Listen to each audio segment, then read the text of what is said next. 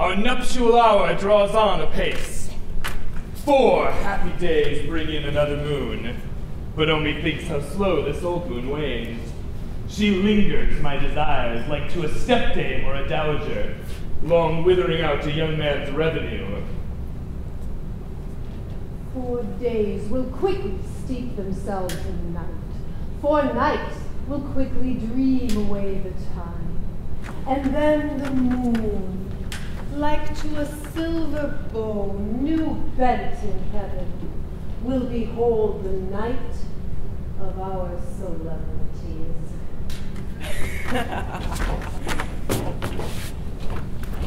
Go, Philostrate, stir up the Athenian youth to merriments, awake the pert and nimble spirit of mirth, turn melancholy forth to funerals. The pale companion is not for our pomp.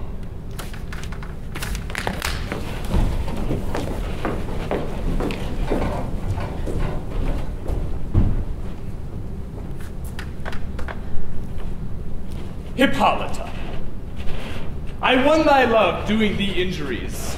I wooed thee with my sword, but I will wed thee in another key, with pomp, with triumph, and with reveling. Happy be Theseus, our humble duty. Thanks, good Aegeus. What's the news with thee?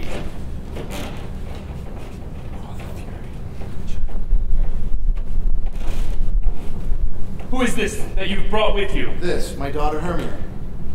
Stand forth, Demetrius. My noble lord. This man hast thou my consent to marry her. Stand forth, Lysander. This man has bewitched the bosom of my child. Thou Lysander.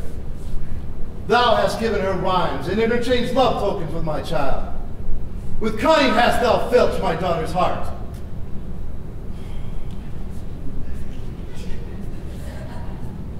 Turned her obedience, which is due to me, to stubborn harshness. And, my gracious Duke, be it so that she will not hear before your grace. Consent to marry with Demetrius. I beg the ancient privilege of Athens.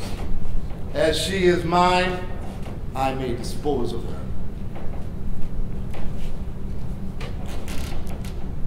To her death? Either to this gentleman or to her death. What say you, Hermia?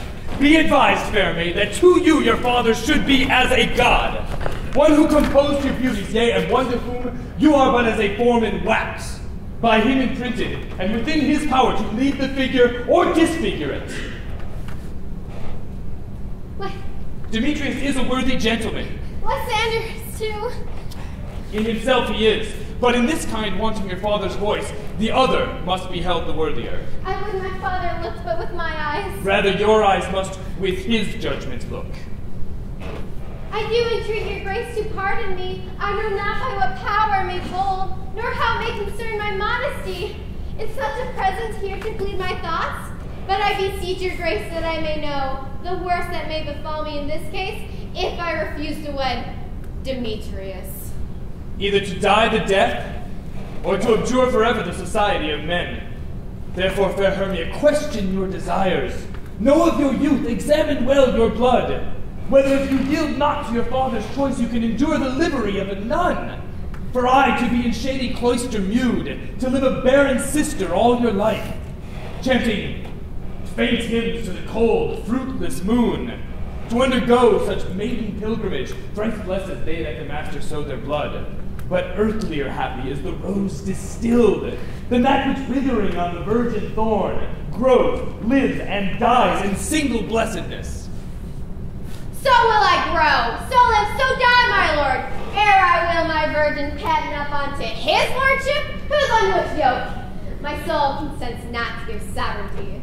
Take time to pause, and by the next new moon, the sealing day betwixt my love and me, for everlasting bond of fellowship, upon that day, either be prepared to die for disobedience to your father's will, else to wed Demetrius as he would, or on Diana's altar to protest for austerity and single life. Relent, sweet Hermia, and Lysander, yield thy crazy title to my certain right. You have her father's love, Demetrius. Let me have Hermia's. Do you marry him? Scornful Lysander!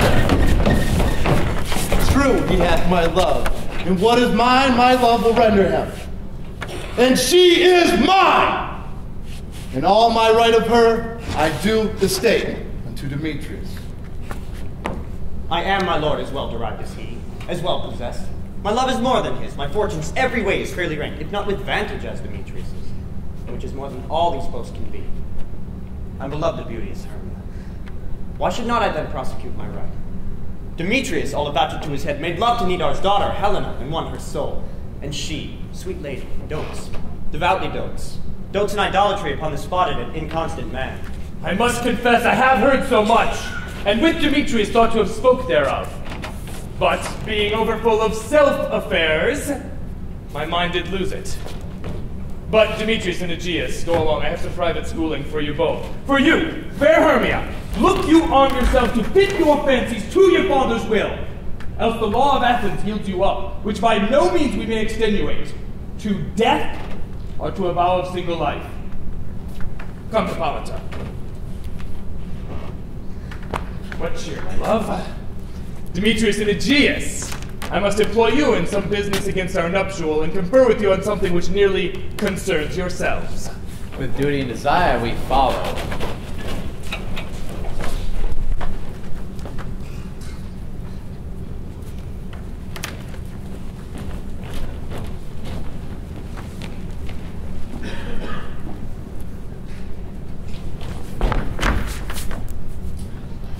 How now, my love? Why is your cheek so pale? How chanced the rose who stated fate so fast? Be like for want of rain, which I could well, beating them from the temples to my eyes. Ay me, for aught that I could ever read, could ever hear by tale or history. The course of true love never did run smooth, for aught it was different in blood. Oh, cross too high to me and proud below. Or else misgrafted in respective years. Oh, spite too old to be engaged to young. Or else it stood upon the choice of friends. Oh, how to choose love by another's eyes. Or if there were a sympathy in choice, war, death, or sickness did lay siege to it, making it momentaneous as sound, swift as a shadow, short as any dream, brief as the lightning in the colleague night that, in a spleen, unfolds both heaven and earth, and ere a man hath power to say, behold, the jaws of darkness do devour it up. So quick bright things come to confusion. If then true lovers have been ever crossed, it stands as an edict in destiny. Then let us teach our trial of patience, because it is a customary cross. As due to loves of thoughts and dreams and sighs, wishes and tears, poor fancy followers. A good persuasion, therefore hear me, Hermia. I have a widow aunt, dowager of great revenue, and she hath no child. From Athens is her house remote 7 leagues, and she respects me as her only son. There, gentle Hermia, may I marry thee? And to that place the sharp Athenian law cannot pursue us. If thou lovest me then, steal forth thy father's house tomorrow night, and in the wood, a league without the town where I did meet thee once with Helena to do observance to a morn of May, there will I stay for thee. My good Lysander, I swear to thee, by Cupid's strongest bows, by his best arrow with the golden head, by the simplicity of Venus' doves, by which knitted souls and prosper loves, and by the fire which burned the Carthage queen, when the false Trojan under sail was seen, by all the vows men have ever broke, in number more than women ever spoke. In the same place thou hast appointed me, tomorrow truly will I meet with thee. Keep promise, love. Look, here comes Helena. Godspeed, fair Helena, whither away? Call you me fair? That fair again unsay. Demetrius loves your fair, oh happy fair. Your eyes are lodestars, and your tongue sweet air, more tunable than lark to shepherd's ear. When wheat is green, when hawthorn buds appear, sickness is catching. Oh, were favor so, yours would I catch for Hermia ere I go. My ear should catch your voice, my eye your eye, my tongue should catch your tongue's sweet melody. Were the world mine, Demetrius being baited, the rest I'd give to be to you translated. Oh, teach me how you look, and with what art you sway the motion of Demetrius' heart. I frown upon him, yet he loves me still. Oh, that your frowns would teach my smile such skill. The more I hate, the more he follows me. Oh, Oh, that my frowns could such affection move. I give him curses, yet he gives me love. The more I hate, the more I love, the more he hateth me. His folly, Helena, is no fault of mine. None but your beauty. Would that fault were mine. Take comfort, he no more shall see my face. Lysander myself will fly this place. Before the time I did Lysander see, seemed Athens as a paradise to me. Oh, what graces in my love do dwell, that he hath turned a heaven unto a hell. Helen, to your minds we will unfold, tomorrow night, when Phoebe doth behold her silver visage in the watery glass, decking with liquid pearl the bladed grass, that time that lovers' flights doth still conceal, for Athens' gates have we devised to steal.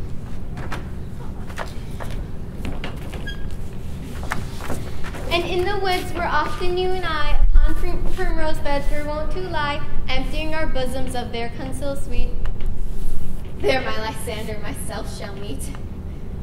And thence from Athens turn away our eyes, seeking new friends in stranger companies. Farewell, sweet playfellow, pray thou for us, and good luck grant thee thy Demetrius. Keep her, Lysander, we must starve our sight, from lovers' food till morrow deep midnight. I will, my Hermia. Hermia! Helen, adieu. As you want him, Demetrius dote on you.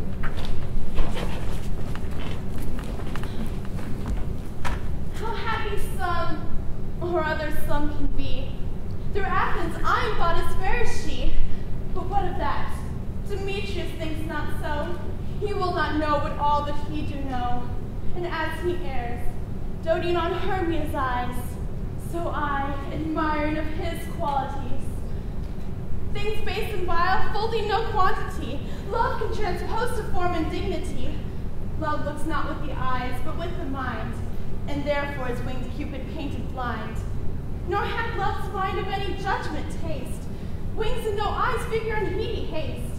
And therefore is love said to be a child, because in choice he is so oft beguiled. As waggish boys game themselves for square, for the boy love is perjured everywhere. For ere Demetrius looked on Hermia's eyne, he hailed on oaths that he was only mine. And when this hail some heat from Hermia felt, so he dissolved, and showers of oaths did melt. I will go tell him of fair Hermia's flight, then to the wood will he tomorrow night pursue her. And for this intelligence, if I have thence, it is a dear expense, but herein mean I to enrich my pain, to have the sight thither and back again.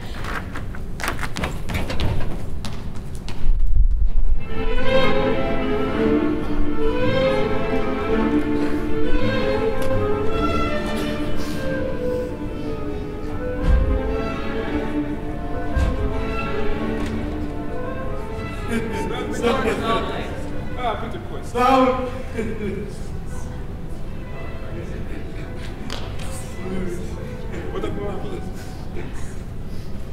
Shall I compare thee to a summer's day?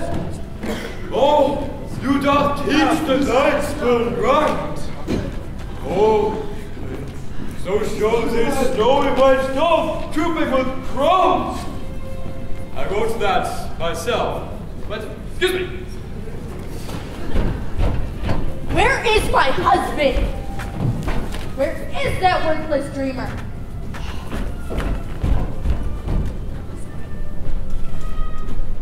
I shall desire for acquaintance. Is all our company here? Is all our company here? You were best to call them generally, man by man, according to the script. Here is the scroll of every man's name, which is taught fit through all of Athens to play in our interlude, before the Duke and Duchess on his wedding day at night.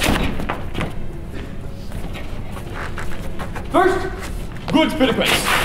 Say what the play treats on, then read the names of the actors, so as to grow to a point.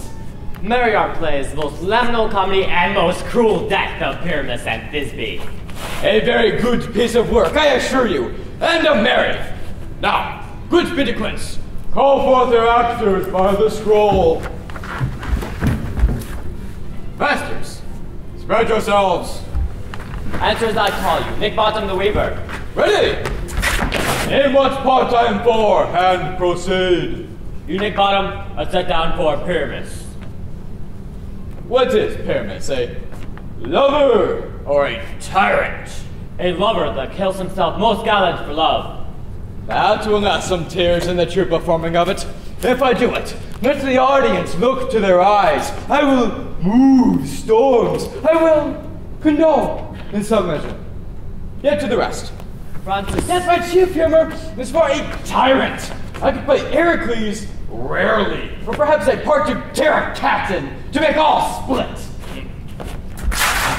The raging rocks and shivering shocks shall break the locks of prison gates, and Mischievous car shall shine from and make him more the foolish face. Good. Now, call forth the rest of the players. Francis. This is Heracles' vein, a tyrant's vein. A lover is more condoling. Francis Flute, the bellows mender. Here, Peter Quince. Flute, you must take Thisbe on you. What is Thisbe? A wandering knight? It's the lady that Pyramus must love. Nay, let me not play a lady. I have a beard coming. That's all one. You to play it in a mask, and you may speak as small as you will. And I may hide my face. Let me play Thisbe too. I'll speak in a monstrous little voice. Thisbe! Oh, Pyramus dear! Lover dear! Pyramus! Thisbe dear and lady dear! No, you must play Pyramus, and Flute you Thisbe. Well, proceed. Robin Starveling the tailor. Here, Peter Quince. Robin Starveling, you Thisbe's mother. Tom Snout the tinker. Here, Peter Quince. You, Pyramus's father.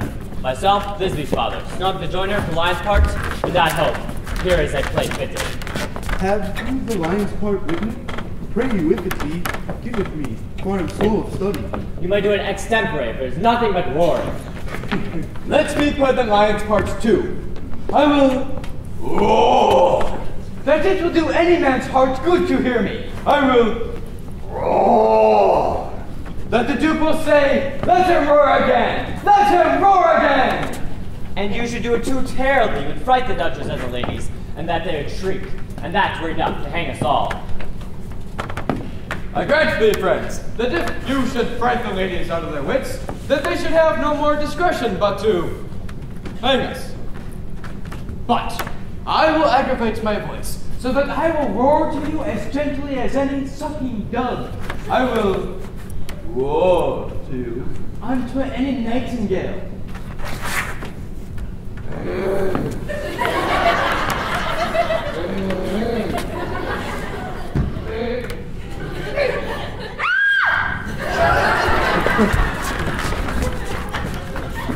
No, you must play Pyramus. For Pyramus is a sweet-faced man, a proper man, as one shall see in a summer's day, a most lovely gentleman-like man. Therefore, you must needs play Pyramus. I will undertake it.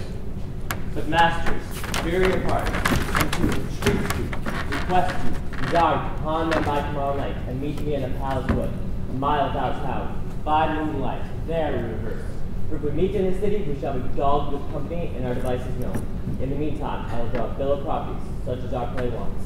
I pray you, fail me not. We will meet, and there we may rehearse most obscenely and courageously.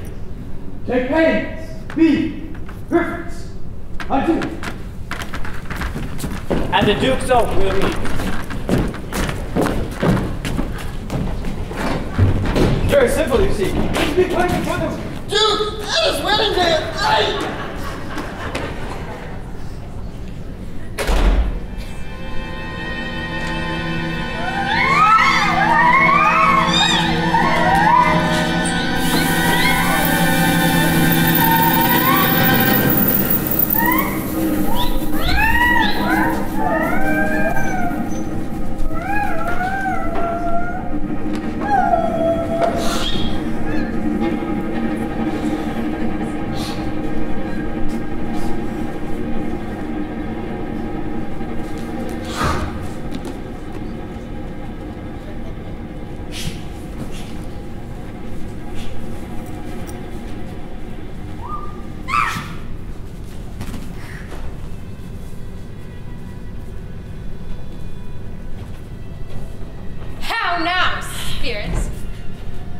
whither wander you?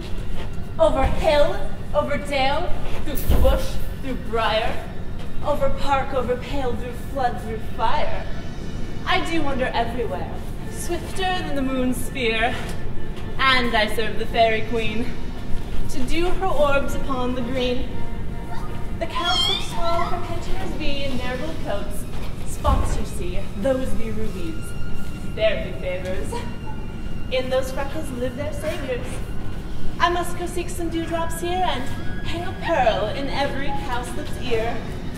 Farewell, thou law of spirits. I'll be gone. Our queen and all our elves come here anon. The king doth keep his revels here tonight. Take heed the queen come not within his sight. For Oberon is passing fell in wrath, because that she as her attendant hath a lovely boy, stolen from an Indian king. She never had so sweet a changeling. But jealous Oberon would have the child, knight of his train, to trace the forest wild.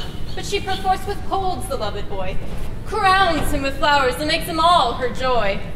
And now they never meet in grove or green, by fountain clear or spangled starlight sheen. But they do swear that all their elves for fear creep into acorn cups and hide them there. Either I mistake your shape and making quite, or else you are that shrewd knavish sprite called Robin Goodfellow. Are you not he that frights the maids of the villagry, skim milk and sometimes labor in the quern, and bootless make the breathless housewife turn, and sometimes make the drink to bear no barn, misled night wanderers, laughing at their harm? Those that hobgoblin call you, and sweet Puck, you do their work, and they shall have good luck. Are you not he? Thou speak'st aright. I am that merry wanderer of the night. I jest to Oberon, and make him smile, when I have fat and bean-fed horse beguile, neighing in likeness of a filly foal. And sometimes lurk I in the gossip's bowl, the very likeness of a roasted crab. And when she drinks, against her lips I bob, and on her withered dewlap pour the ale. The wisest aunt, telling the saddest tale, sometime for 3 foot stool mistaketh me. Then slip I from her bump, down topples she, and Taylor cries, and falls into a cough. And then the whole choir hold their hips and laugh, and waxen in their mirth, and knees and swear. A merrier hour was never wasted there. For room, fairy, here comes Oberon. And here my mistress. Would that he were gone. Ill met by moonlight, proud Titania. What? Jealous Oberon? Fairies, skip hence. I have forsworn his bed and company. Tarry, rash wanton. Am not I thy lord? Then I must be thy lady! But I know, when thou hast stolen away from fairyland, and in the shape of corn sat all day playing pipes of corn and versing love to amorous Phillida, why art thou here? Come from the farthest step of India. But that, forsooth, the bounds and Amazon, your buskinged mistress and your warrior of love to Theseus must be wedded, and you come to give their bed joy and prosperity? How canst thou thus for shame, Titania? Glance at my prayer with Hippolyta, knowing I know thy love to Theseus. Didst thou not lead him through glimmering night, from Perigenia whom he ravaged, and with fair Ago break his faith, from Ariadne and Antiopa? These are the forgeries of jealousy!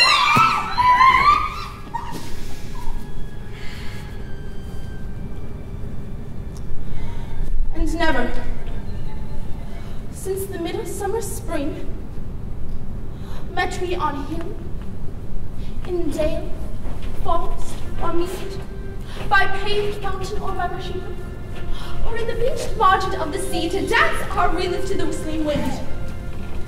But with thy brows thou hast disturbed our sport. And now the winds, piping us in vain, as in revenge, have sucked up from the sea contagious fogs, which, falling in the land, have every pelting river made so proud that they have overborne their continents. The ox hath therefore stretched his yoke in vain, the plowman lost his sweat, and the green corn hath rotted ere his youth attained a beard. bowl stands empty in the drowned field, and the crows are fattening with murmuring flock. The 9 men's morse is filled up with mud, and the quaint mazes in the wanton green for lack of tread are undistinguishable. The human mortals want their winter here. No night is now with him or carol blessed. And therefore, the moon, the governess of floods, pale in her anger, washes all the air that rheumatic diseases do abound. And through this distemperature, we see the seasons alter. Hoary-headed frosts far in the fresh lap of the crimson rose, and on old Heme's thin and icy crown, an odorous chaplet of sweet summer buds is as a mockery set. The spring, the summer, the chilling autumn, angry winter change their wonted liveries, and the maced world by their increase knows not which is which. The same progeny of evils comes from our debates, from our dissension. We are their parents and original. Do you amend it then? It lies in you. Why should Titania cross her Oberon? I do but beg the little changeling boy to be my henchman. Set your heart at rest. The very land buys not this child from me. His mother was a fortress of my order. And in the spiced Indian air by night, full often has she gossiped by my side, and sat with me on Neptune's yellow sands, mocking the embarked traders of the flood. When we have laughed to see the sails concede, and grow big bellied with the wanton wind, would she, with pretty and swimming gaits following, her womb in which my young squire would imitate, and sail upon the land of factory trifles, and return again as from a voyage rich with merchandise. But she, being mortal, of that boy did die. And for her sake, I do rear her boy. And for her sake, I will not part with him. How long within this wood intend you stay? Perchance, till after Theseus' wedding day. If you will come and patiently dance in our round and see how moonlight revels go with us. If not, shun me and I will spare your haunts. Give me the boy and I will go with thee. Not for thy fairy kingdom! Fairies away! I shall try downright if I longer stay. Well, go thy way. Thou shalt not from this grove till I torment thee for this injury. My gentle Puck, come hither.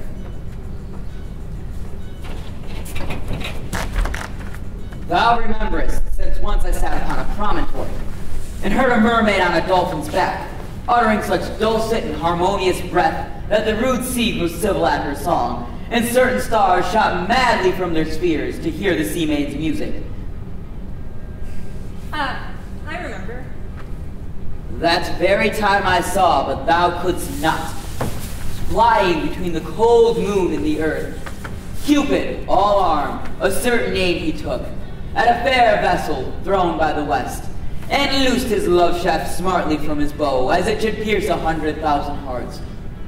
But I might see young Cupid's fiery shaft, quenched in the chaste beams of the watery moon, and the imperial votress passed on and made in meditation fancy-free.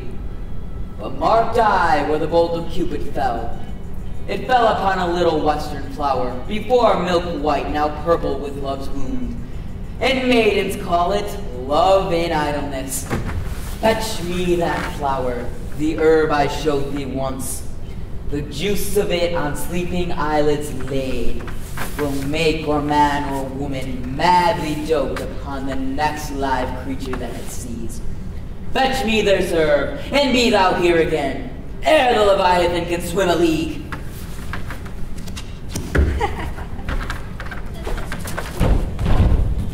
I'll put a girdle round about the earth in 40 minutes. Having once this juice, I'll watch Titania when she is asleep, and drop the liquor of it in her eyes, so that the next thing she waking looks upon, be it on lion or bear or wolf or bull, on meddling monkey or on busy ape, she shall pursue it with the soul of love. And ere I can take this charm from off her sight, as I can take it with another herb, I'll make her render up her page to me. But who comes here? I am invisible, and I will overhear their conference.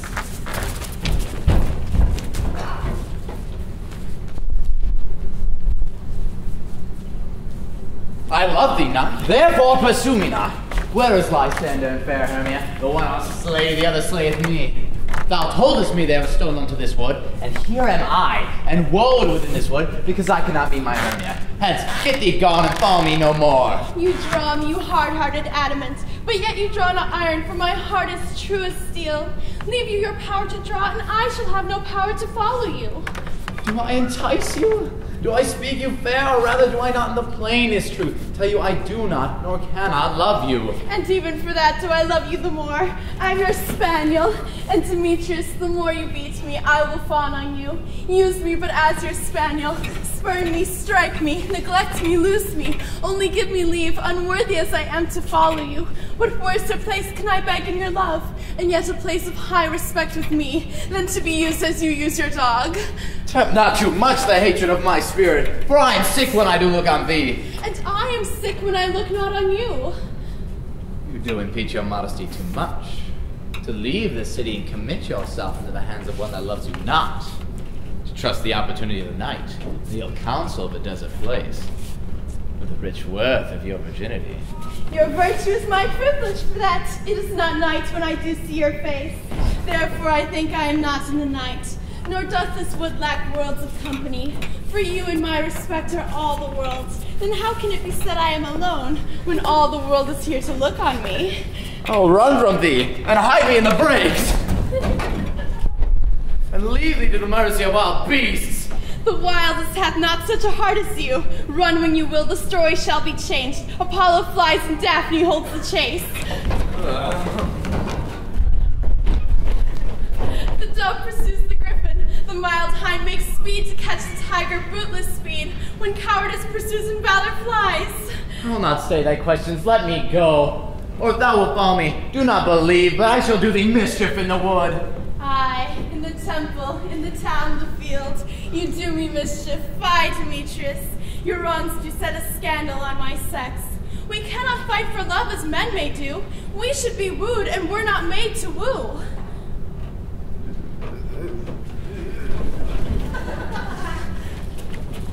I'll follow thee and make a heaven of hell to die upon the hand I love so well. Fare thee well, nymph. Ere he do leave this grove, thou shalt fly him, and he shall seek thy love. Hast thou the flower there, welcome wanderer? Aye, there it is. Pray thee, give it to me. I know a place where the wild thyme blows, where oxlips and nodding violets grow. Quite over canopied with luscious woodbine, with sweet musk rose and with eglantine. There sleeps Titania some time of the night, lulled in these flowers with dances and delight. And there the snake throws her enameled skin, weed wide enough to wrap a fairy in. And with the juice of this I'll streak her eyes and make her full of hateful fantasies. Take thou some of it, and seek through this grove. A sweet Athenian lady is in love with a disdainful youth. Anoint his eyes, but do it when the next thing he espies may be the lady. Thou shalt know the man by the Athenian garments he hath on. Affect it with some care, that he shall move more fond on her than her upon her love. And be thou here again, ere the first cock crow. Fear not, my lord. Your servant shall do so.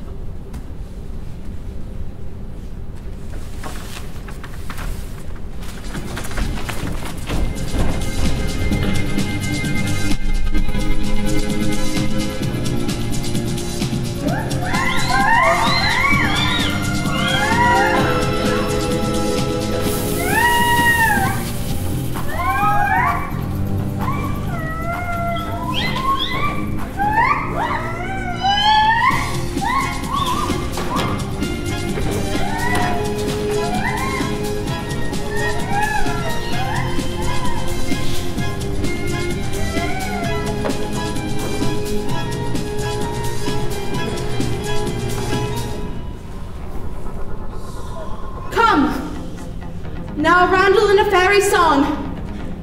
Then, for the third part of a minute hence, some to kill cankers in the musk rose buds, some war with rear mice for the leathern wings to make my small elves coats, and some keep back the clamorous owl that nightly hoots and wonders at our quaint spirits. see me now asleep. Then to your offices and let me rest.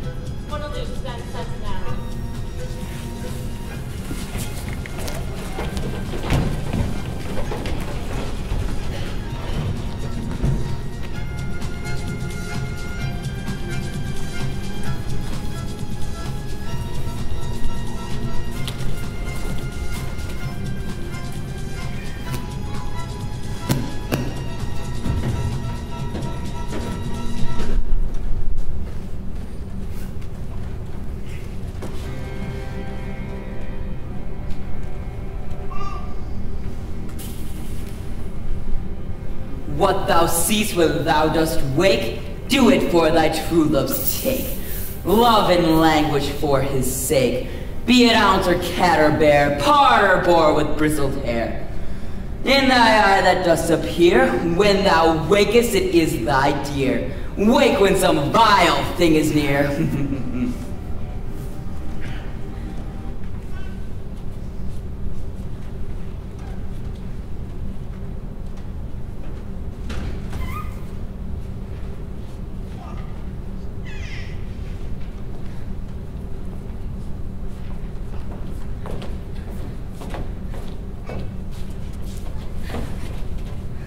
Fair love, you faint with wandering in the wood, and to speak troth I forgot our way. We'll rest us, Hermia, if you think it good, and tarry for the comfort of the day. Be it so, Lysander. Find you out to bed, for I upon this bank will rest my head. One turf shall serve as a pillow for us both. One heart, one bed. Two bosoms in one troth.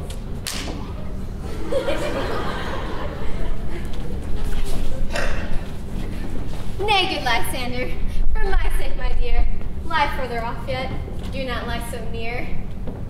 Oh, take the sense, sweet, of my innocence. Love takes the meaning in love's conference. I mean, my heart unto yours is knit, so that but one heart we can make of it. Two bosoms interchained with an oath, so then two bosoms in one troth.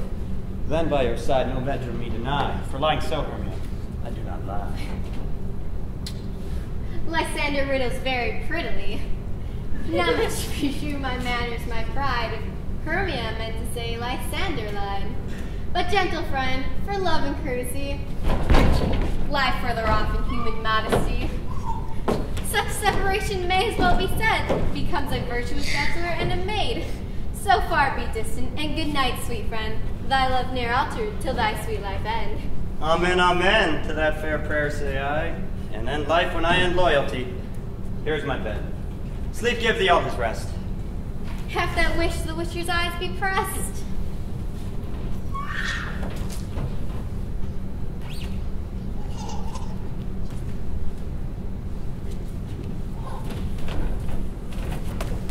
Through force have I gone, but Athenian found I none, on whose eyes I might approve his flower's force in stirring love. Night and silence. Who is here? Weeds of Athens he doth wear. This is he, my master said, despised the Athenian maid. And here the maiden, sleeping sound, on the dank and dirty ground. Pretty soul, she durst not mind near this lack love, this kill courtesy. Churl, upon my eyes I throw all the power this charm doth owe.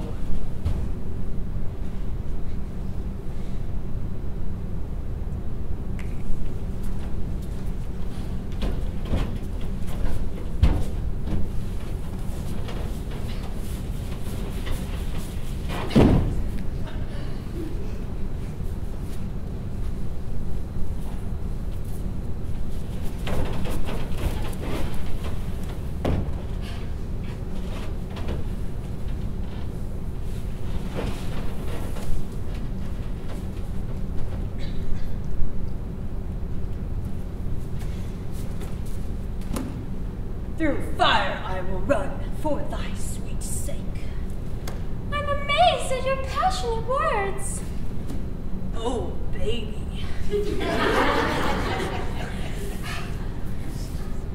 When thou wakest, let love forbid sleep his seat on thy eyelid. So awake when I am gone, for I must now to Oberon.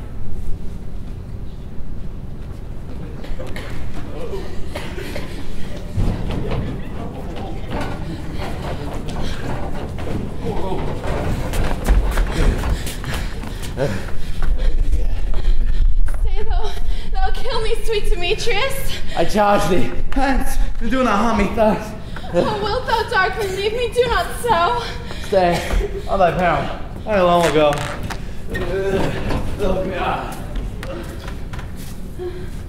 Oh, I am out of breath in this fond chase. The more my prayer, the lesser is my grace. Happy is Hermia wheresoe'er she lies, for she hath blessed and attractive eyes. How came her eyes so bright? Not with salt tears of so, my eyes are oftener washed than hers. No, no, I am as ugly as a bear, for beasts that meet me run away for fear. And therefore no marvel though Demetrius do as a monster fly my presence thus. What wicked and dissembling glass of mine made me compare with Hermia's fiery eyne? But who is here? Lysander. On the ground, dead or asleep? I see no blood, no wound. Lysander, if you live, good sir, awake. And run through fire I will for thy sweet sake.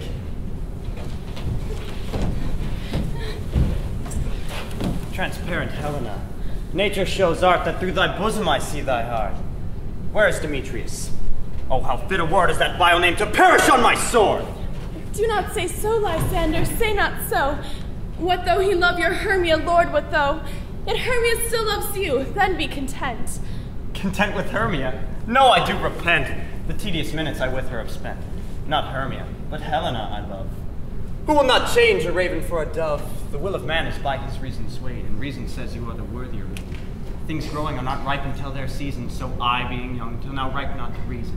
And touching now the point of human skill, reason has become the marshal to my will, and leads me to your eyes, where I look. Love's stories written in love's richest book. Wherefore was I to this keen mockery born, when at your hands did I deserve such scorn? It's not enough, young man, that I did never, no, nor never can deserve a sweet look from Demetrius's eye. But you must flout my insufficiency. Good troth you do me wrong, good sooth you do, in such disdainful manner me to woo. Perforce, I must confess, I thought you lord of more true gentleness.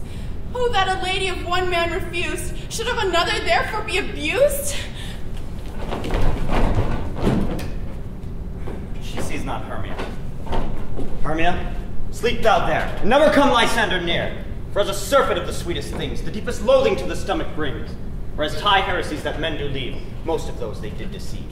So thou, my surfeit, in my heresy, of all hated but the most of me, in all your powers address my love and might, to honor Helen, and to be her knight.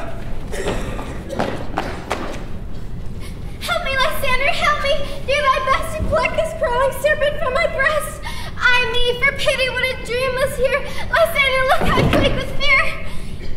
Methought a servant eat my heart away while he sat smiling at his cruel prey. Lysander? What? Removed? Lysander, Lord! What? Out of hearing? God, no sound, no word? Alack, where are you? And if you hear, speak of all loves I swoon, almost with fear. No? Then I will perceive you all not nigh. Either death or you I'll find immediately.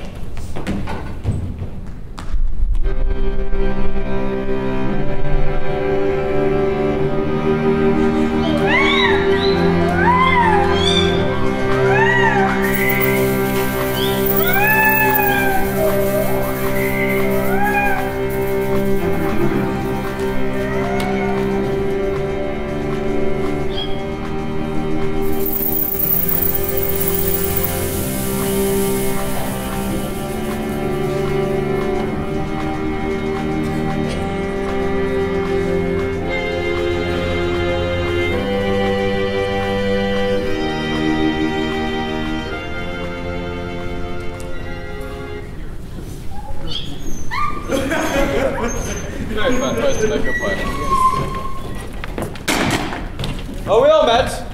Pat, here's a mob this convenient place for our rehearsal. This green plot shall be our stage. This hawthorn gate, our tiring house. And we will do it in action, as we will do it before the Duke. Mr. Quince, what sayest thou, Bully Bottom? there are some things about this comedy of Pyramus and Thisbe that shall never please. First, Pyramus must draw a sword to kill himself, which the ladies cannot abide. How answer you that? Fire lacking, a perilous fear. I believe we must leave the killing out when all is done. Not to wit. I have a device to make all well. Write me a prologue. And that the prologue seems to say that we will do no harm with our swords, and that Pyramus is not killed indeed. And for more better assurance, tell them that I, Pyramus, am not Pyramus, but Bottom, the Weaver. This shall put them out of fear. Well, we will have such a prologue which will be written in 8 and 6. Then, make it 2 more. Let it be written in 8 and 8. Will not the ladies be afeard of the lion? I fear it, I promise you. Masters, you ought to consider yourself to bring in, God shield us, a lion among the ladies is a most dreadful thing, for there is not a more fearful wild fowl than your lion living. We ought to look to it. Therefore, another prologue must say he is not a lion. Nay, you must name his name, and half his face must be seen through the lion's neck, and he must speak through, same thus, or to the same effect. Ladies! Fair ladies, I would ask you, I would request you,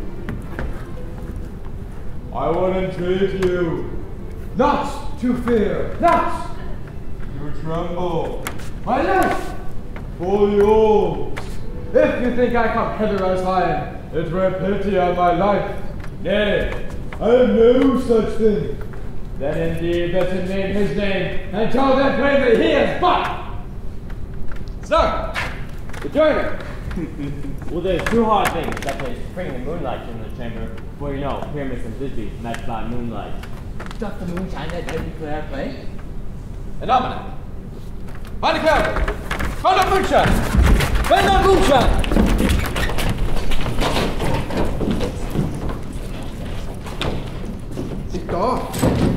It does shine that night. Yes, it shall shine that night.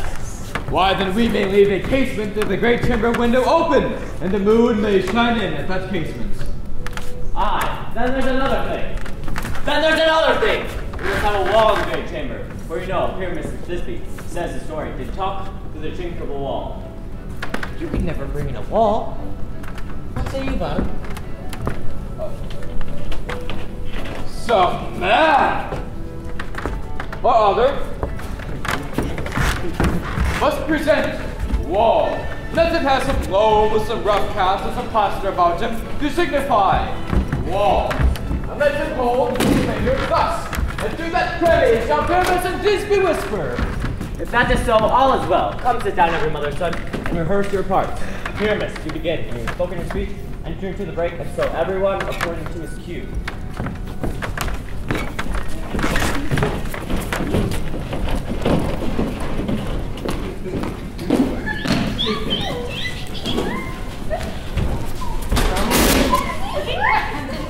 Are we swaggering here, Sonny, of the field of marriage? Play toward? All be an auditor, an actor too, perhaps, by surprise. Speak, Pyramus. Thisbe stand for.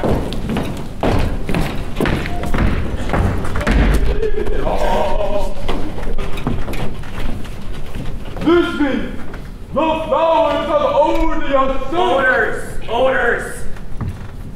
Odors! Savor sweet, so has my breath, my dearest Thisbe dear. But hark! A voice! Stay thou but there a while, and by I will to thee appear!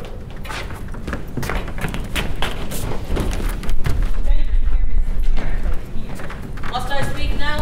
Aye, marry must you, for you must understand he goes but to see a noise that he heard, and is to come again. Most radiant! Most radiant! Most radiant Pyramus! Most lily white of hue! Of color like the red rose that triumphant briar! Most frisky juvenile and eke most lovely Jew! As true as Phoebus' horse that yet would never tire! On these me Pyramus set Ninny's too! That's Ninus too, man. Why you must not speak that yet? You answer to Pyramus, all your part at once. Cues and all. Pyramus, enter. Your cue is past. It is never tired. Oh, as true as horse that yet If I were fair, Thisbe, I were only thine. Oh, monstrous! Oh, strange! We're haunted! Bring us to climb into hell!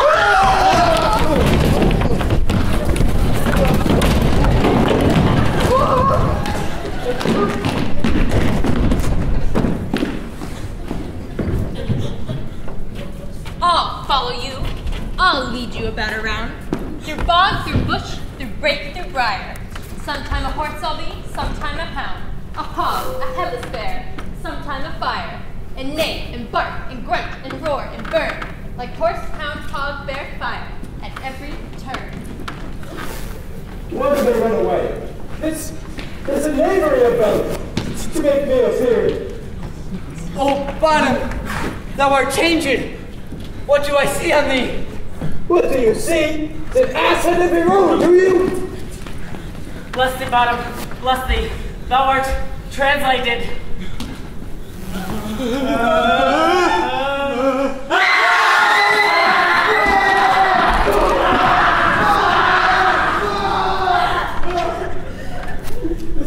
An knavery of them to run away, to make an ass of me, if they could. But I will not stir from this place. Do as they may. I will walk up and down here, and I will sing, that they shall hear. I am not afraid. Yasukak Sobak of you with London Tiny Bear. We saw it formed in a man that What angel wakes me from this flowery bed? The fancy smell along the walk, the fancy cuckoo bread, the toss of it, the snow so good, the band of the I pray thee, gentle mortal, see it again. Mine ear is much enamored of thy note, so is mine eye enthralled to thy shape, and thy fair virtue's force before doth move me on first view to say, to swear, I love thee.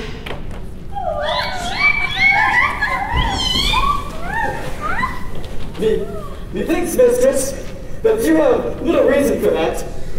But, to say truth, reason and love keep little company together nowadays. The more's the pity that honest neighbors not make them friends. Nay, I can gleek upon occasion. Thou art wise and thou art beautiful. Not so neither, but if I have enough wits to get out of this wood, I have enough to serve my own turn. Out of this wood! Do not desire to go! Thou shalt remain here, whether thou wilt or no. I am a spirit of no common rate. The summer still doth tend upon my state, and I do love thee. Therefore go with me. I will send thee fairies to attend on thee, and they shall fetch thee jewels from the deep, and see while thou oppressed flowers doth sleep. And I will purge thy mortal grossness so that thou shalt like any airy spirit go. Peace blossom, moth, cobweb, mustard seed. And I. And I. And I. Where shall we go?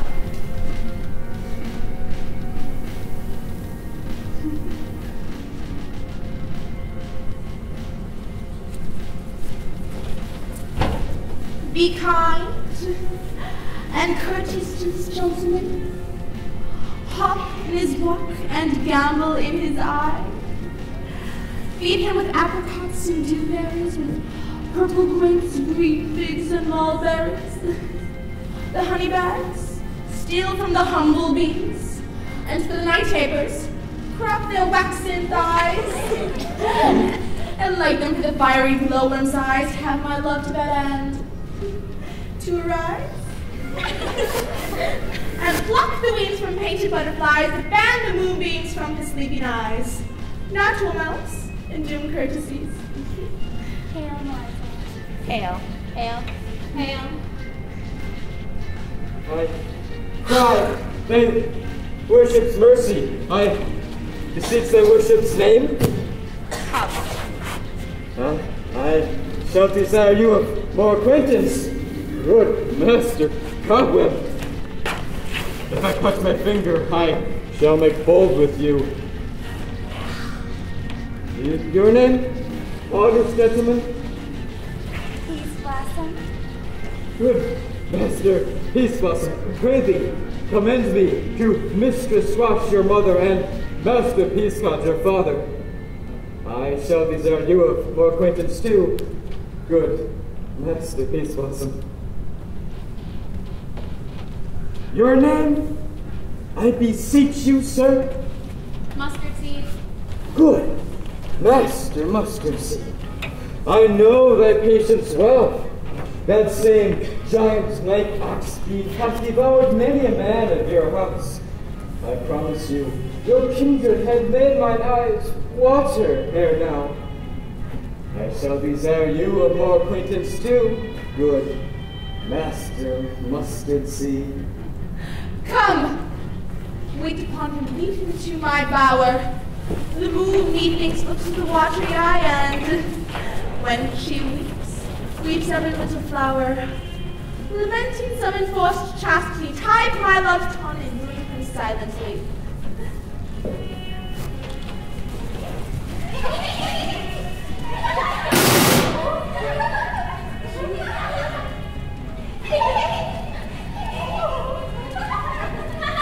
I wonder if Titania be awake. Then what next came in her eye which she must dote on in extremity?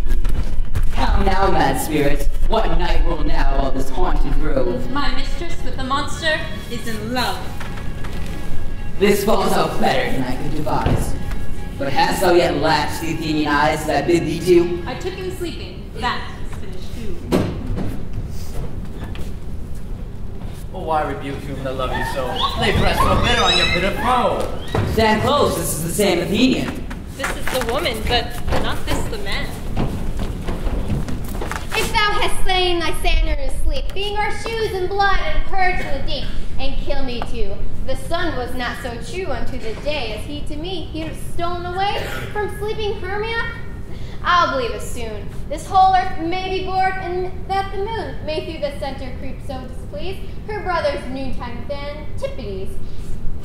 It cannot be, but thou hast murdered him. So should a murderer look, so dead, so grim. Where is he? Ah, good Demetrius, wilt thou give him me? I'd rather give his carcass to my hounds. Out, dog, out! Curt, thou hast driven me past the bonds of maiden patience. And hast thou killed him sleeping then? Oh, brave touch. Could not the worm, an adder, do so much? An adder did it, for with doubler tongue. Then thou, serpent, never adder stung. You spend your passion on misprized mood. I'm not guilty of bystander's blood, nor is he dead, for aught that I can tell. I pray thee then, tell me then that he is well? And if I could, what shall I get that for? A privilege never to see me more! There is no following her in this fierce vein. Here therefore, for I will remain. Sorrow's heaviness doth heavier grow.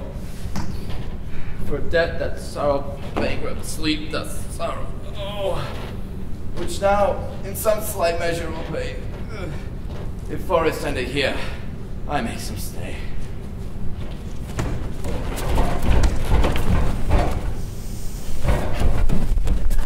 What hast thou done? Thou hast mistaken quite, and laid the love use on some true love sight. Of thy misprison was perforce and true, a false turn true, and not a true unturned. Then fate overrules that one man holding troth a million failed, confounding oath on oath. About the wood go swifter than the wind, and Helena of Athens bid thou find. All fancy sick as she and pale of cheer, with sighs that cost the fresh blood dear. By some illusion, see thou bring her here. I'll charm his eyes against she to appear. I go! Look how I go, swifter than arrow from the Tartar's bow. Flower of this purple dye, hit with Cupid's archery, sink in the apple of his eye. When his love he doth espy, let her shine as gloriously as the Venus of the sky.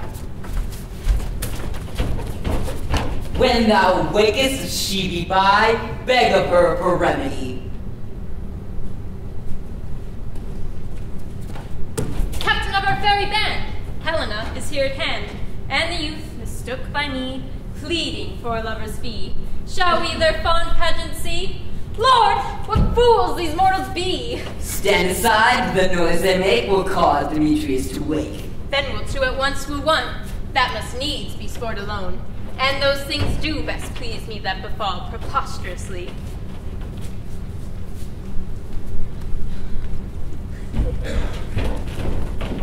Why should you think that I should woo in scorn? Scorn and derision never come in tears. Look when I vow. I weep and vow so born. In the nativity all truth appears. How can these things to me seem scorn to you, bearing the badge of faith to prove them true? You do advance your cunning more and more. When truth kills truth, oh devilish holy fray! These vows are Hermia's. Will you give her o'er? Weigh oath with oath, and you will nothing weigh. Your vows to her and me, put in two scales, will even weigh, and both as light as tails. I had no judgment when to her I swore. Nor none in my mind. Now you give her o'er? Demetrius loves her, but he loves not you.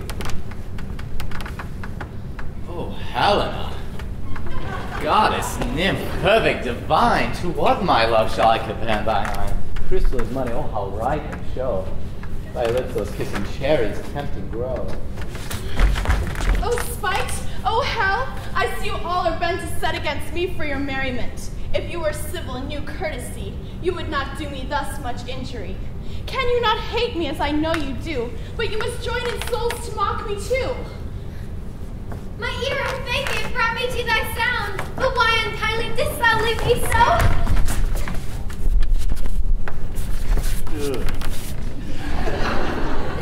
should he stay? Whom love doth press to go?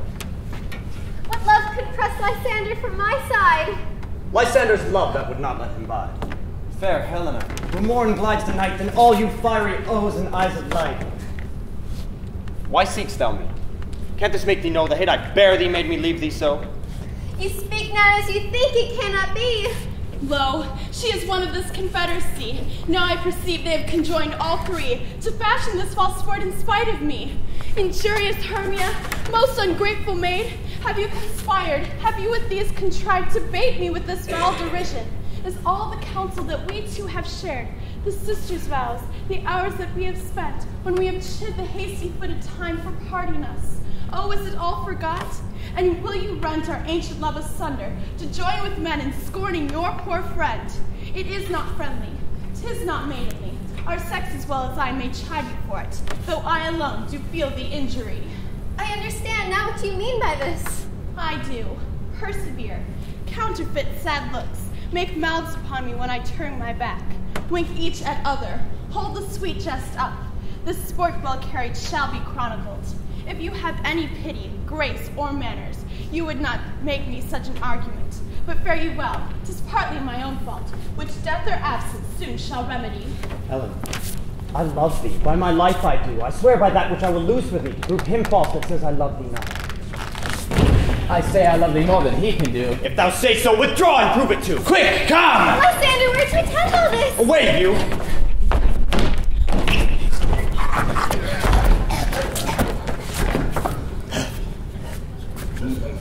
No, no, he'll seem to break loose. Take on as you would fall, but yet come not. You're a tame man, go!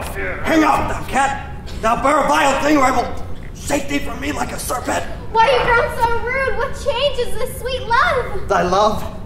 Out, Tunny Totter, out! Out, loathed medicine, hated potion, hence!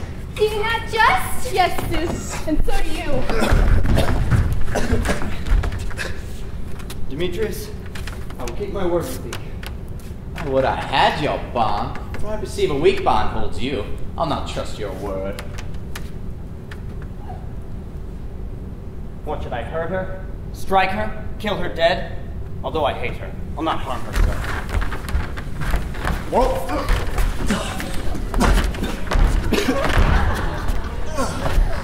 What can you do me greater harm than to hate me? Hate me, wherefore? Oh me, what news, my love? And that thy Hermia? Are not you Lysander? I am as fair now as I were a while. Since night you loved me, since night you left me! Why then you left me?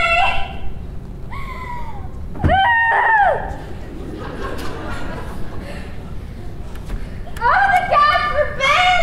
In earnest shall I say? Aye, by my life, and never did desire to see thee more. Therefore be out of hope, of question, of doubt. Be certain nothing truer, 'tis no jest that I do hate thee! And love, Helena. Oh, me! You juggler! You canker blossom! You thief of luck! What? Have you come by night and stolen my love's heart from him? Fine, I faith. Have you no modesty, no maiden shame, no touch of bashfulness? What? Will you tear impatient answers from my gentle tongue? Fie, you counterfeit! You puppet, you! Puppet! Why so? Aye, that way. Now I perceive she hath made compare between our statures, she hath urged her height. And with her personage, her tall personage, her height pursues, she hath prevailed with him. And are you grown so high in his esteem? Because I am so dwarfish and so low. How low am I, thou painted maple? Speak! How low am I? I am not yet so low that my nails can reach into thine eyes.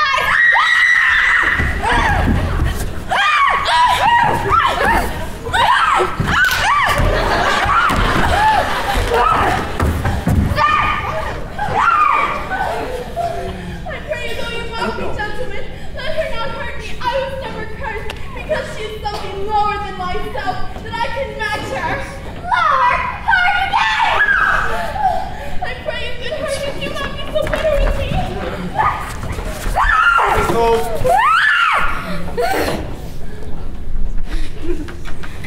Now, so you will let me quiet go. To Athens will I bear my folly back, and folly you no further, let me go. You see how simple and how fond I am. Why, get you gone! Who is that hinders you? A foolish heart that I leave here behind. What, with Lysander? With Demetrius. Be not afraid. She shall not harm thee, Helena. No, sir, she shall not. Will you take her part? Oh, when she's angry, she is keen and shrewd. She was a vixen when she went to school. And though she is little, she is fierce. Little! Nothing but low and little. Why will you suffer her to flaunt me thus? Let me come to her. Ah! Get you gone, you dwarf! You minimus of hindering not grass maid, you bead, you acorn! Now she holds me not. Follow what thou bearest, to try who's right, of thine or mine, with molten Helena. Follow? Nay. I'll go with thee, cheek by jowl. You mistress! All this coil is long of you! Nay, go not back! I will not trust you. I no longer stay in your cursed company. Your hands than mine are quicker for a fray. My legs are longer, though, to run away. I'm amazed and know not what to say.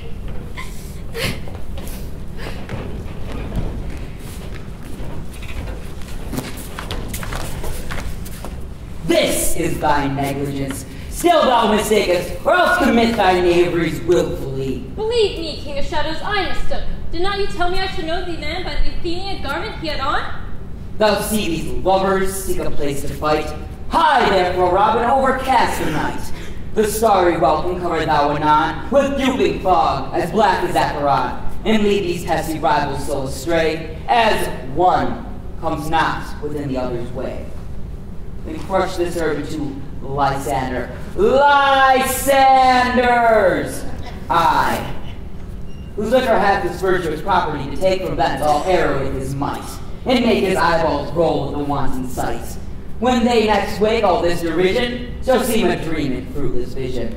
And back to Athens will they wend, with leave to date, to death shall never end. While I in this affair do thee employ, I'll to my fairy queen and beg her Indian boy. Then I will be released from her charmed eye from monsters view, and all things shall be peace. Up and down, I will lead them up and down. I am charmed in field and town. Goblin, lead them up and down. Here comes one. Where art thou, proud Demetrius? Speak thou now! Here, villain, drawn and ready. Where art thou? I will be with thee straight. Follow me then, to plainer ground. Lysander! Speak again, thou runaway, thou coward! Art thou fled? Speak! In some bush, let us hide thy head! Thou coward! Art thou bragging to the stars? Telling the bushes thou looked for war, but wilt not come? Come, recreant! Come, child! I'll whip thee with a rod. He is defiled that draws a sword on thee. Yea, art thou there? Follow my voice. We'll try no manhood here.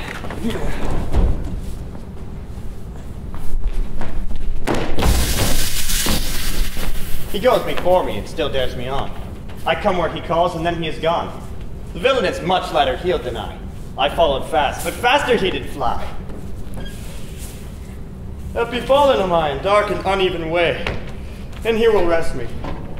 Come, thou gentle day, for if but once thou show me thy grey light, I'll find Demetrius and avenge this fight. Ho, ho, ho, coward! Why comest thou not? Find me if thou darest! Oh, I won't.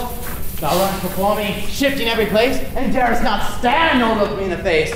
Where art thou now? Come hither! I am here! Woo! Nay then, thou mockest me. Thou shalt bite this deer. if ever I thy face by daylight see. Now, go thy way. Pain is constraineth me to measure out my length on this cold bed. By day's approach, look to be visited.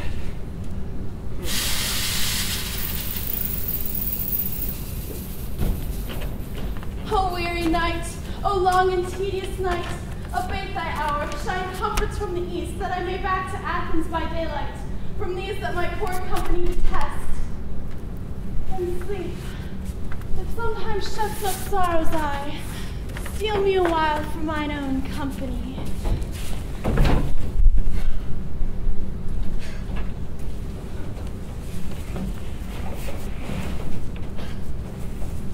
Yet but three? Come one more. Two of both kinds make up four. Here she comes, cursed and sad. Cupid is a knavish lad, thus to make poor females sad. Never so weary, never so unwell. Bedabbled with the dews and torn with the briars. I can no further crawl, no further go. My legs can keep no pace with my desires. Here will I rest me to the break of day. Heaven shield my stander if they mean a fray.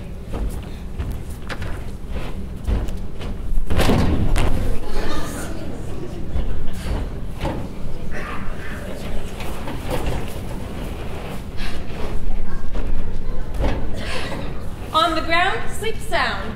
I'll apply to your eye. Gentle lover, remedy. When thou wakest, thou takest true delight in the sight of thy former lady's eye. And the country proverb known that every man should have his own, in your waking shall be shown. Jack shall have Jill, naught shall go ill, the man shall have his mare again, and all shall be well.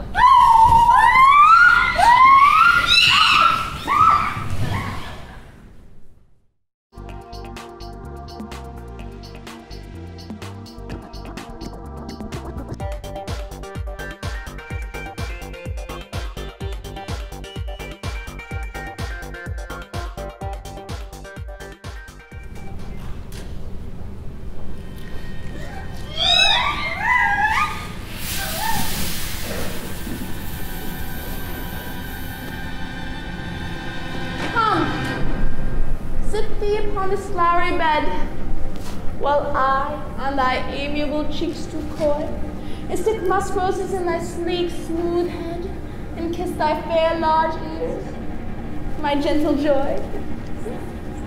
Where's Peace Blossom? Ready? Scratch my head, Peace Blossom.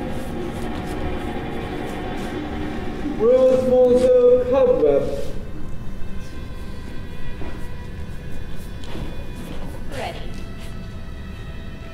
Good Monsieur, get your weapons in hand, and kill me a red-hipped humblebee at the top of a thistle.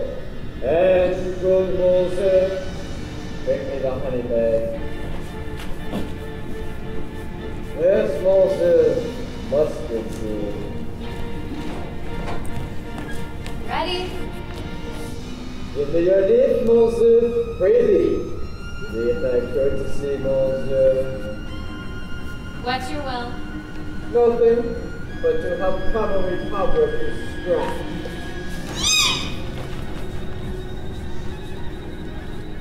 I'll go to the barber's.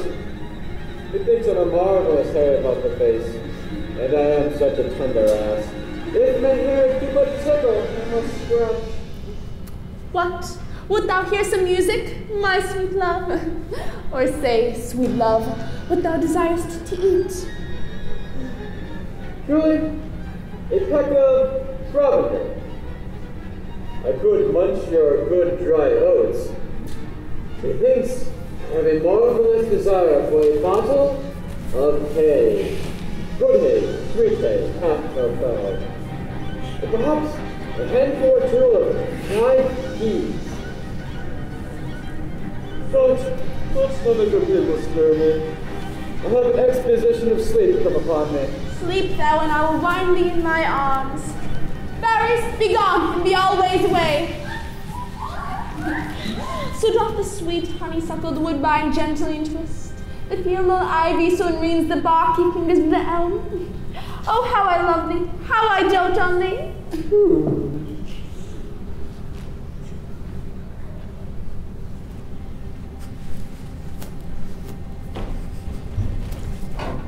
Welcome, good Robin, cease this sweet sight.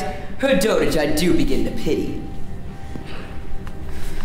Now I will undo this fierce imperfection of her eye, and this night's accident shall be the fierce vexation of a dream.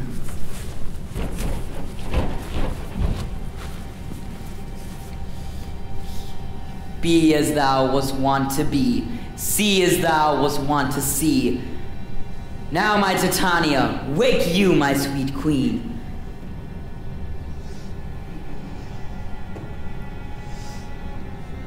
My, Oberon, what visions I have seen! Methought I was enamored of an ass! There lies your love. How came these things to pass? Silence a while. Fairy king, attend and mark. I do hear the morning lark. Then, my queen, in silence sad, trip we after the night's shade. We the globe can compass soon, swifter than the wandering moon. Come, my lord, and in our flight, tell me how it came this night that I, sleeping here, was found with these mortals on the ground.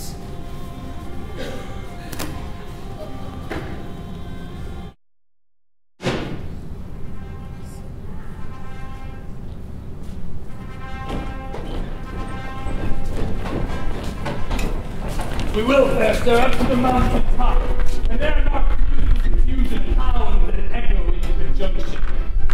My hounds are bred as Spartan, so flued, so sanded. Their heads are hung with ears that sweep away the morning dew. But soft, what nymphs are these? My lord, this, my daughter here asleep. And this Lysander. This, Demetrius is. This Helena, old Nidar's Helena. I wonder at them being here together. No doubt they rose up early to observe the rite of May. Good morrow, friends. Saint Valentine is past. Begin these woodbirds but to couple now? Pardon, my lord. I pray you stand forth!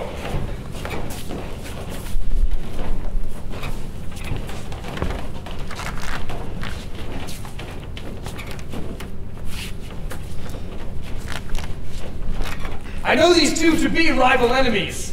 How comes this gentle concord in the world? That hatred should be so far from jealousy, to sleep by hate and fear no enmity. My lord, I shall reply amazingly. Half sleep, half waking. But as I think, for truly what I say, I came with Hermia hither. Our intent was to where we might be without the peril of the Athenian law. Enough, enough, my lord, you have enough. I beg the law upon his head. It was stolen away, they would, Demetrius, thereby to have defeated you and me. You of your wife, and me of my consent. My consent that she should be your wife. But, my good lord, I wot not by what power, but by some power it is. My love to Hermia, melted as the snow, and all the faith, the virtue of my heart, the object and the pleasure of mine eye, is only Helena. Good friends, you are fortunately met. Aegeus, I will overbear your will. The Fury! For in the temple by and by, these couples shall eternally be knit. Away with us to Athens, 3 and 3. We'll hold a feast in great solemnity. Come, Hippolyta.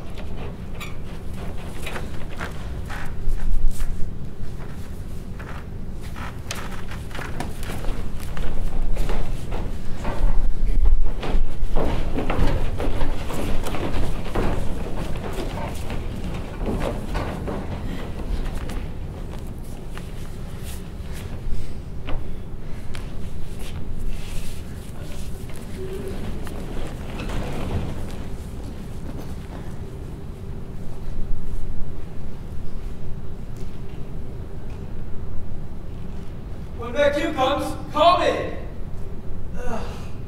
And I will answer. My next is most fair Pyramus. Hey, splendor. Startling! Oh, God's my life.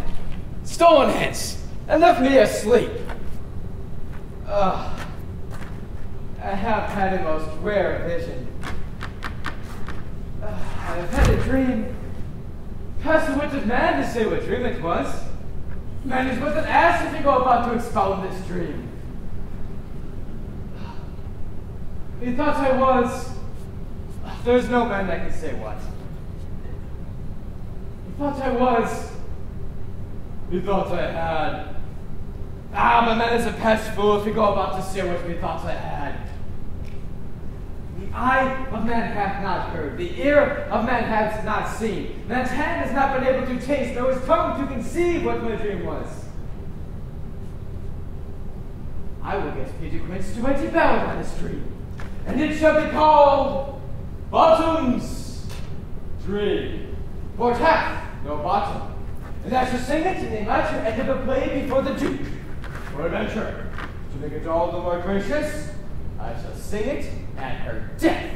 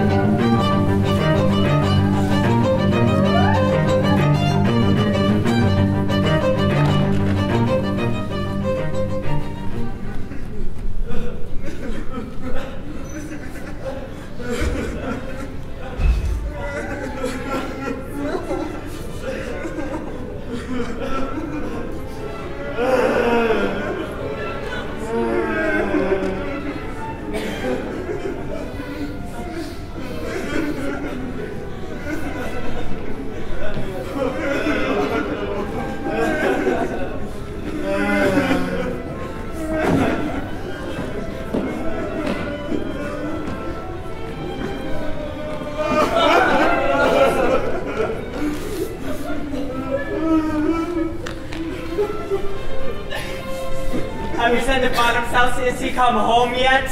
He cannot be heard of. Out of doubt he is transported. If he come not, then the play is marred. If he come not forward, doth it. It's not possible. You cannot man in all Athens able to discharge Pyramus, but he... No, he simply hath the best wit of any handscraft man hath. Yeah, and the best person too, and he's very paramour for a sweet voice. You must say paramour. Paragon is God's shield us a thing of none. Masters, the Duke is coming from the temple, and there's 2 or 3 lords and ladies more married. First court had come forward, it had all been made ahead. Oh, sweet bully Bottom! Thus had Bottom lost 6 pence a day. He could not escape 6 pence a day as Pyramus. And had the Duke not given him 6 pence a day as Pyramus, I'll be hanged! He would have deserved it too. 6 pence a day as Pyramus. Or nothing! Where are these lads? Where are these hearts? Bottom, almost courageous day, almost happy hour. I am to discourse wonders. But ask me not what. For if I tell you I am no true Athenian, I'll tell you everything. Right to come out. Let us hear, sweet Bottom. Not a word of me. All I have to say is that the Duke has died. Get your apparel together. Every man will go his part. For the short and long is, our play is preferred.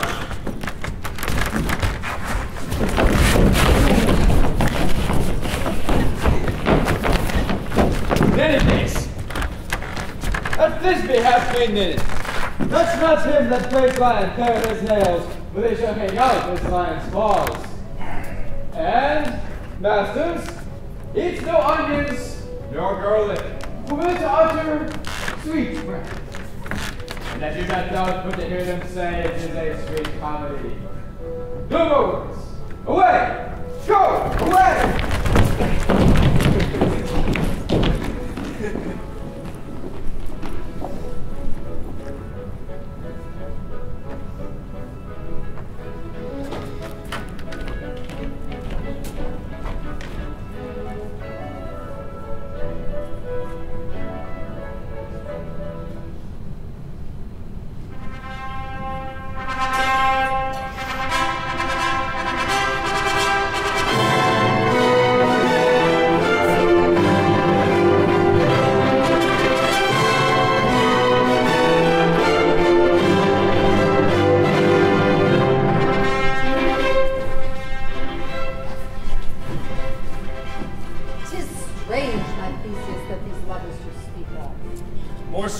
than true.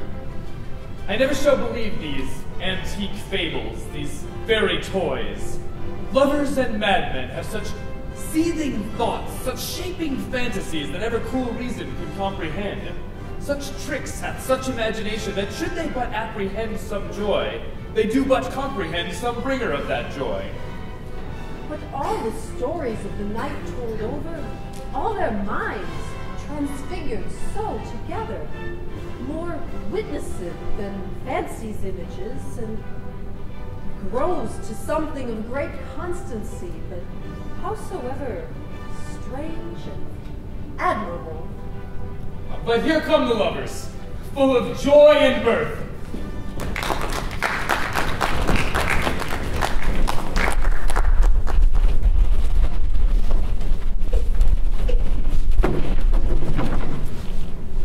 Joy, gentle friends, joy and fresh days of love accompany your hearts. More than to us, wait your royal walks. Your board, your bed. The Fury!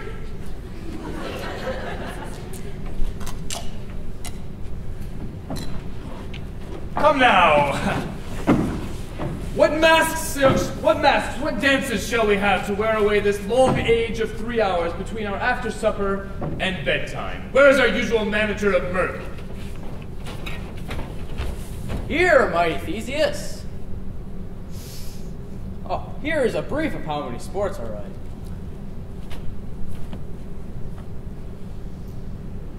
The Battle of the Centaurs, to be sung by an Athenian eunuch to the harp. But will none of that. The Riot of the Tipsy Bacchanals, sung by an Athenian choir. Well, that is an old device. The thrice three muses, mourning the death of learning, late deceased in beggary. A tedious brief scene of young Pyramus and his love Thisbe. Very tragical mirth. Merry and tragical. Tedious and brief. That is hot ice and wondrous strange snow. What are they that do play it? Play there is, oh. Hard-headed men that work in Athens here, and have never labored in their minds till now, and have toiled their very unbreathed memories with this very same play against your nuptial. We will hear that play. No, my noble lord, it is not for you. I have heard it over, and it is nothing, nothing in this world. I will hear that play. So please, your grace, the prologue is addressed. Send them forth.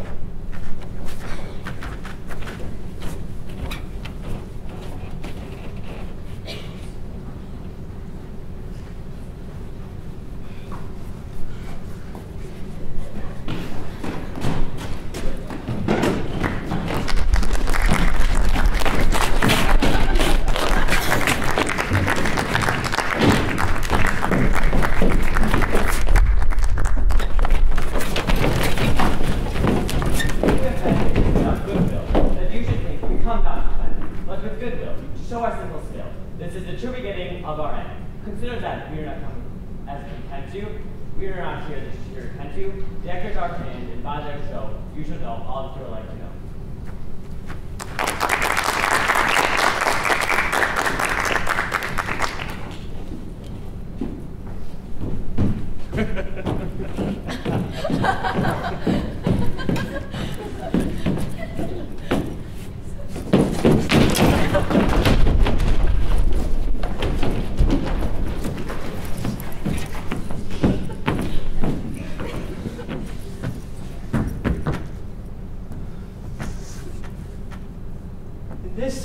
Same interlude, it doth befall that I, once not my name, do present the wall.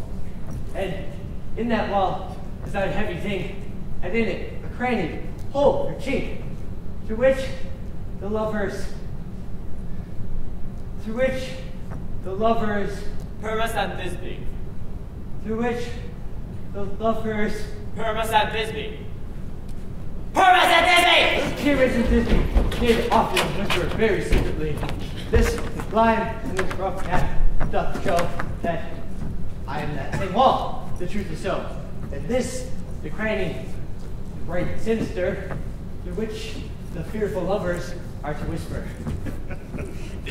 Did you ever hear lime and hair speak better? 'Tis the wittiest partition I ever heard discourse, my lord. Up, and here comes Pyramus. Oh, night! Oh, night, with you so black! Oh, night, whatever outward day is not! Oh, night! Oh, night! Alack! Alack! Alack! I fear my Thisbe's promises forgot! And now, oh wall, oh sweet, lovely wall, that passed up others' ground and mine. Oh wall, oh sweet, lovely wall. So we thank you that I have been through with my eye. Thanks, wall. Job sailed me for this. But what do I see? No Thisbe do I see. Oh, vile wall! To whom I see no bliss. Cursed be thy stones for so deceiving me. Methinks the wall being sensible should curse again. Hey, in truth, sir, deceiving me is Thisbe's too. She is to enter now, and I am to spy her through the wall. You shall see. It's a fall patch, as I told you. Yonder she comes.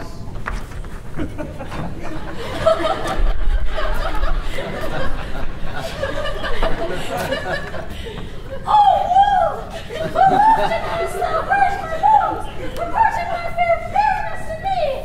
Oh, wolf, how often hast I kissed thy stones, thy stones of hair and line near touching me? I see a voice. I wrote to the chief. To spy, and I can hear my Thisbe's face. Thisbe!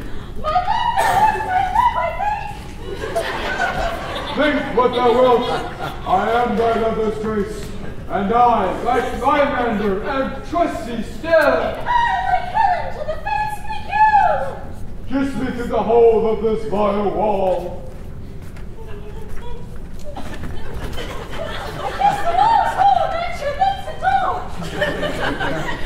Wilt thou at Stinny's tomb? That's Nina's tomb.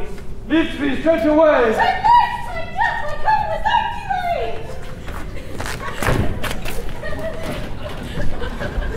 And thus have I walled my part discharged so, and now away this wall doth go.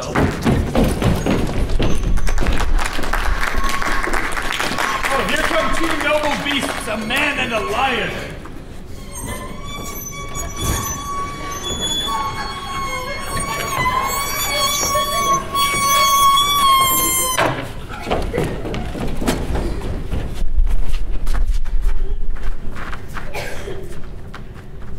You, ladies, you, whose gentle hearts do fear, the smallest monstrous mouse that creeps on floor, may now perchance both quake and tremble here, when lion wrath and wildest rage doth roar. Roar!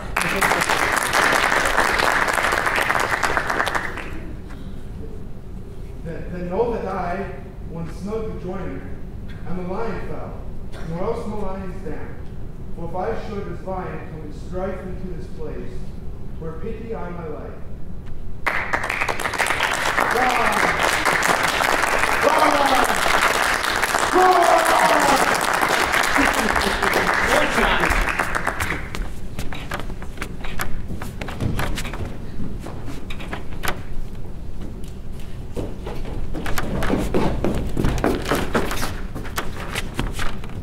This lantern doth the hornet moon present.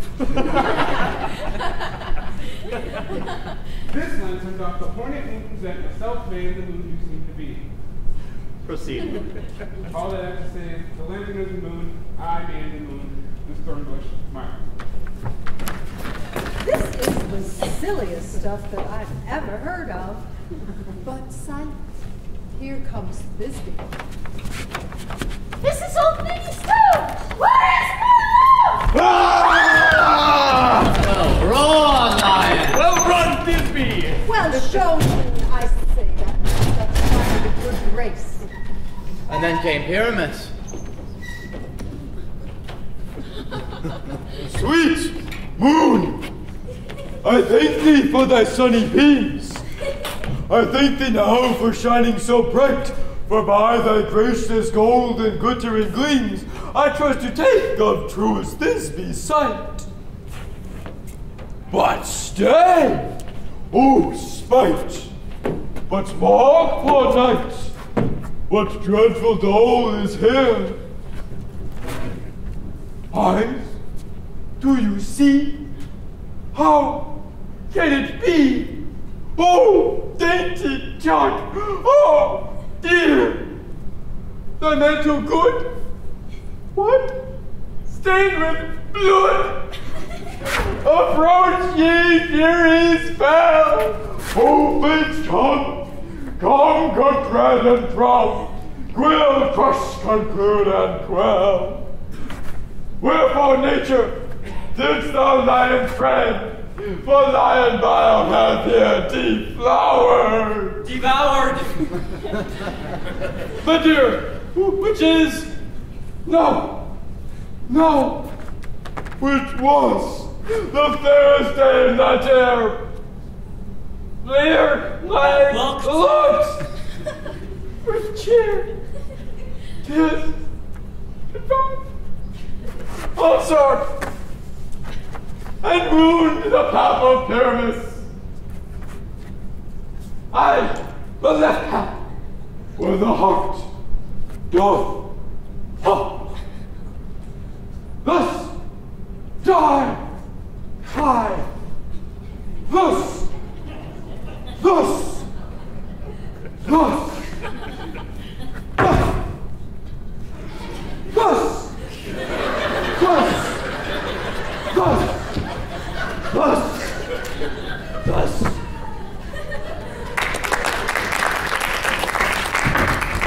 Now I am dead.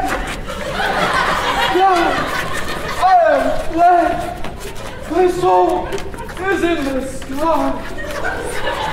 Come, lose thy night. Moon, make thy flight. Now die.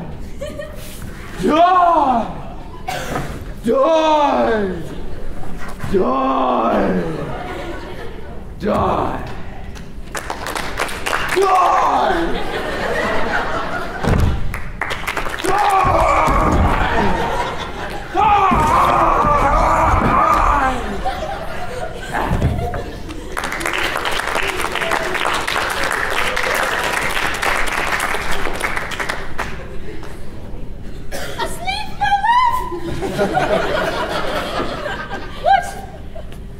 Dead, my dove? O Pyramus, arise! Speak, quite dumb.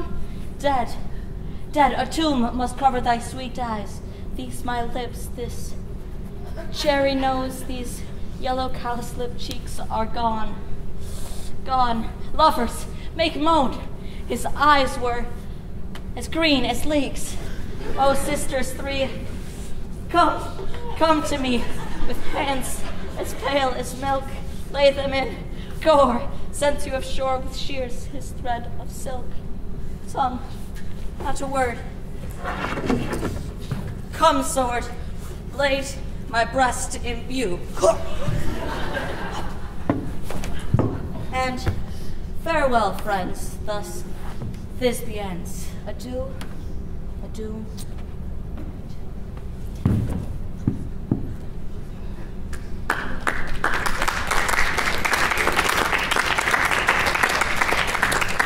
Moonshine and lion are left to bury the dead. Aye, and Wall too. Snape! I promise you, the wall is down that part of their fathers. Would it please you to see an epilogue, or perhaps a burgomaster is made to a family? No epilogue, I pray you, for your play needs no excuse. Never excuse. For when the players are all dead, there leaves none to be blamed. It would have been a great tragedy, and so it is. And so, very notably discharged.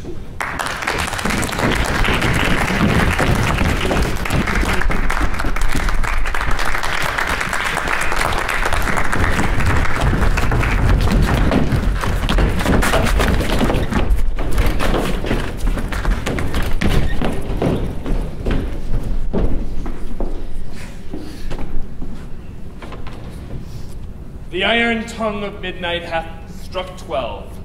Lovers, to bed. 'Tis almost fairy time.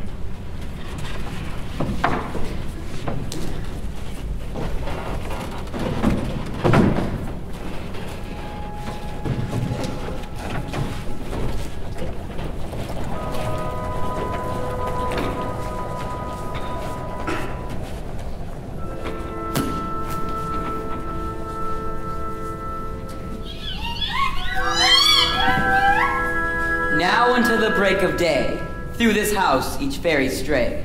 To the best bride bed will we, which by us shall blessed be, and the issue there create ever shall be fortunate. So shall all the couples three ever true and loving be.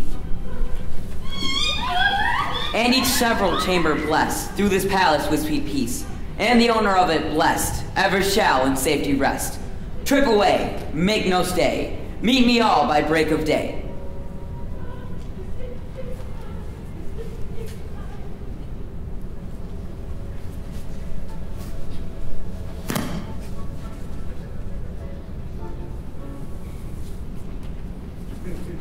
Very notable.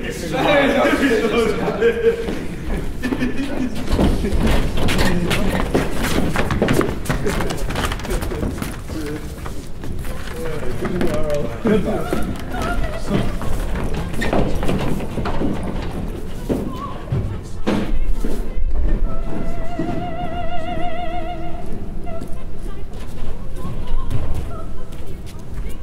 If we shadows have offended, think that this and all is mended, that you have but slumbered here while these visions did appear, and the sweet and idle theme no more yielded but a dream.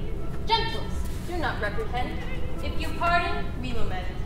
And as I am an honest puck, if we have honor and luck not escape the serpent's tongue, we will make amends errantly, else the puck a liar call.